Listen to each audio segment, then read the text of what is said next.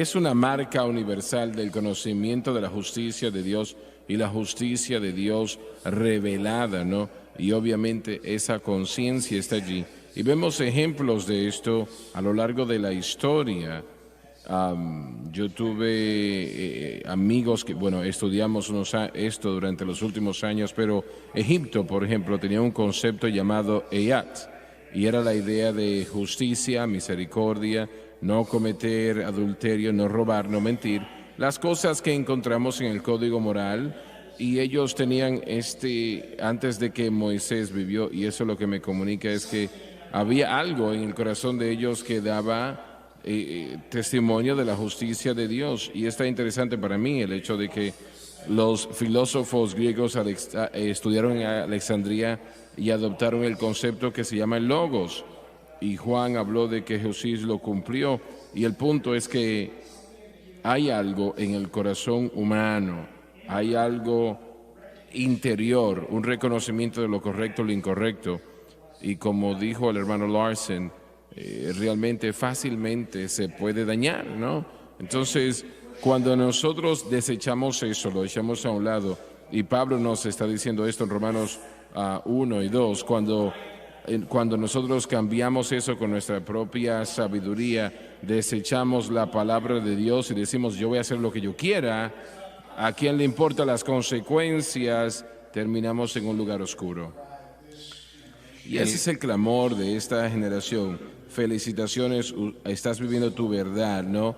Cuando alguien sale del closet, dice, qué bien, te felicito, estás viviendo tu verdad. Y nuestra verdad no es una verdad absoluta, la única verdad absoluta es la que está en la palabra, y por nuestra naturaleza pecaminosa en rebelión, ¿no? La conciencia se daña, se tergiversa, se convierte en lo que queremos en lugar de lo que dice la palabra de Dios, y por eso obviamente es vital en la educación, en la iglesia, en criar a sus hijos, en lo que sea, solamente la verdad absoluta es lo que presentamos, la palabra de Dios. Y el hombre siempre quiere calmar la conciencia, y la culpa se asocia con la conciencia, pero el Espíritu Santo trae una convicción, y esa es una diferencia muy grande. Muy correcto. La dispensación de conciencia comenzó en Génesis capítulo 5. Usted puede ponerlo en su Biblia, es cuando la dispensación de conciencia comenzó. Génesis capítulo 5, cuando lo sacó del huerto de Dios, del Edén, y duró 1056 años. Duró hasta llegar el diluvio, la inundación en Noé. Así que desde la expulsión de Génesis capítulo 5 de Adán y Eva del huerto del Edén hasta llegar a cuando Noé y su familia entró a el arca, al comienzo de la inundación del diluvio, fue la duración de la dispensación de la conciencia, y el propósito era para ver si el hombre serviría a Dios voluntariamente o a Satanás. Al hombre se le dio una opción, servir a Dios, servir a Satanás, y vemos que fue lo que sucedió. Solamente una familia en el tiempo de la inundación, y pensemos en esto, una familia en todo el mundo de aquel entonces, y habían múltiples miles de personas en la tierra en ese entonces, pero de todos esos millones, solamente una familia, y literalmente de esa familia, la realidad es Noé. Era justo ante Dios. Así es, como a veces no nos damos cuenta, pero en el reino de Dios, viendo hacia atrás todo el plan de Dios, en ocasiones dependía de lo que una persona haría. Eso significa que usted es más importante al reino de Dios de lo que se da cuenta. Y Johnny, disculpe, una de las cosas que anexo, mantengamos en mente mientras estamos en estas dispensaciones, que había una prueba para el hombre, pero también hay algo que Dios está probando la humanidad en cada dispensación. Cada dispensación es una revelación de Dios de alguna manera, como dijo el Dr. Watts, pero en todo momento que Dios está revelándose, yo creo que el tema principal que está probando es que el hombre no tiene la capacidad de ser como Dios, de ser justo. En toda dispensación lo vemos. Entonces, hasta la dispensación de la gracia, Dios prueba a través de estos 4000 años, prueba y comprueba que el hombre es incapaz Si el hombre es incapaz, ¿qué necesita? Necesita un Salvador. Y frecuentemente nos preguntamos por qué Dios tomó tanto tiempo para traer a Cristo al mundo. Yo creo que parte del estudio dispensacional nos muestra que Dios estaba revelando al hombre su propia perdición e inhabilidad, su incapacidad de justicia. Lo próximo, quiero pasar esto lo más rápido que se pueda, es la dispensación del gobierno humano. Y eso duró un total de 427 años. Y eso comienza desde el diluvio, o después del diluvio, cuando Noé salió del arca, hasta llegar al llamado de Abraham. Y el propósito la prueba del gobierno humano era el mandamiento de Dios a Noé y su familia de de fructificarse y de llenar la tierra. Dios había destruido este planeta, de acuerdo a cómo lo conocemos en ese entonces, por causa del pecado. Los corazones del hombre estaban de continuo en el mal, es lo que la Escritura nos dice.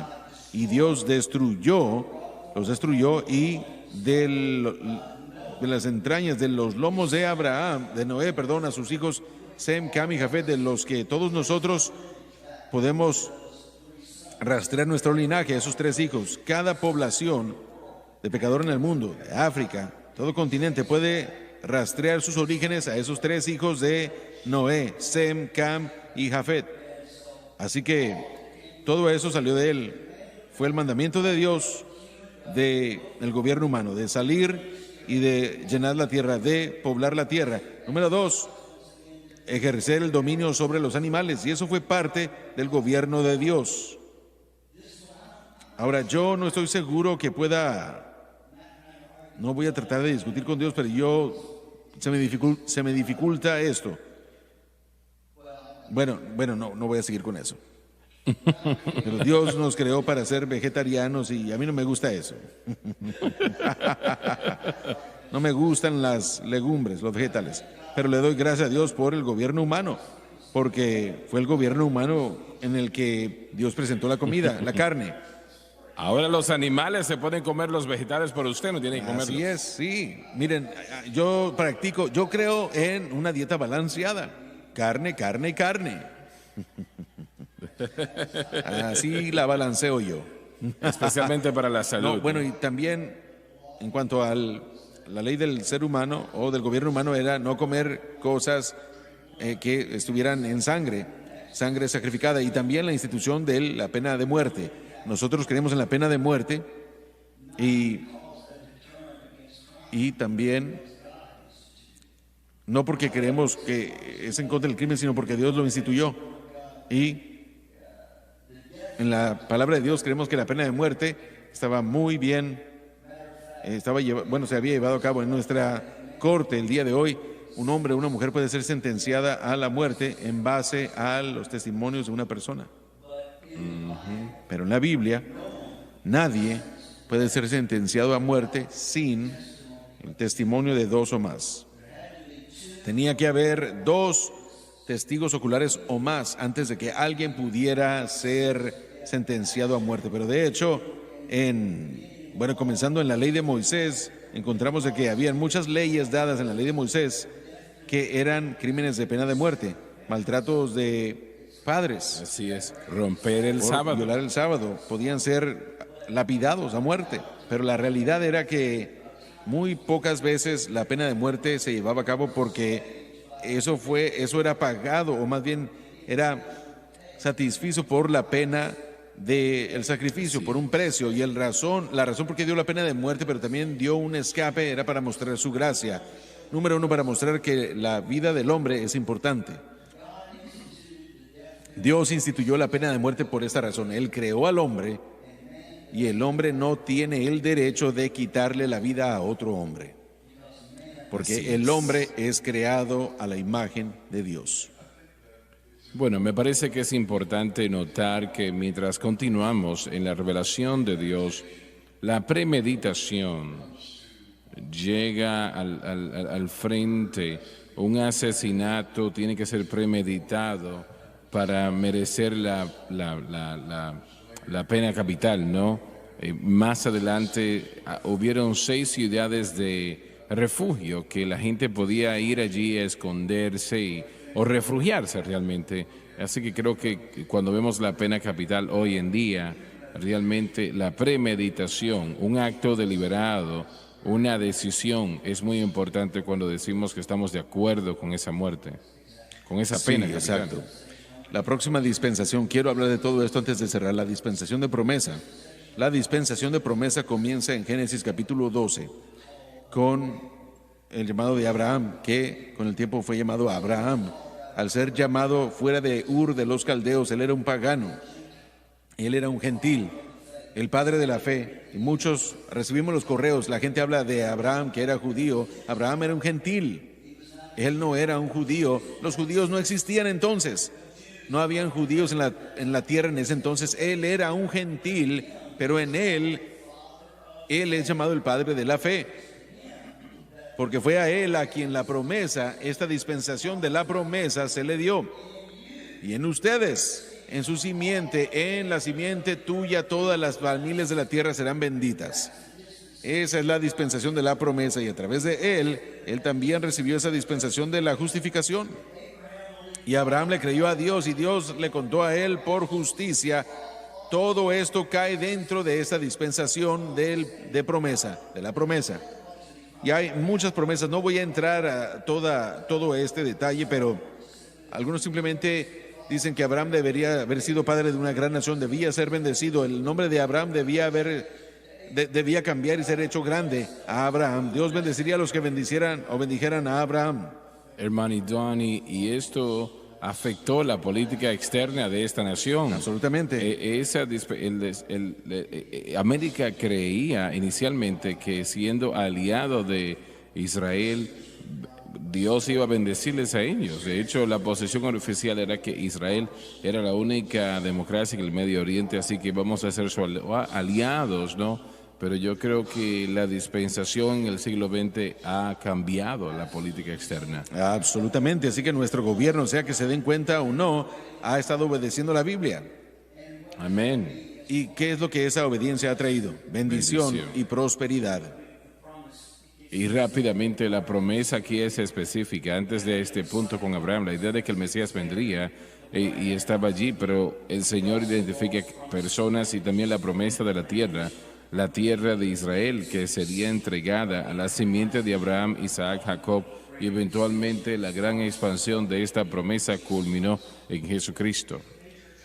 Y hay una transición muy grande aquí con Abraham también, con la promesa, porque todo en Génesis hasta este momento ha sido predominantemente maldición. Ha habido bendiciones, ¿verdad? No hay manera de cómo no se pueda, pero hay un cambio en Abraham. Las cosas iban rumbo abajo y ahora aquí hay una promesa. Hay una transición hecha aquí y después comenzamos a movernos hacia la promesa a través de los obstáculos. Y bueno, entonces esta gran dispensación de promesa, de acuerdo como dijimos, comenzó con el llamado de Abraham. Fue cuando comenzó, duró 430 años y llegó, o más bien terminó con el exceso, con el pueblo de Israel saliendo de la atadura de Egipto. Sería el final de la dispensación de promesa.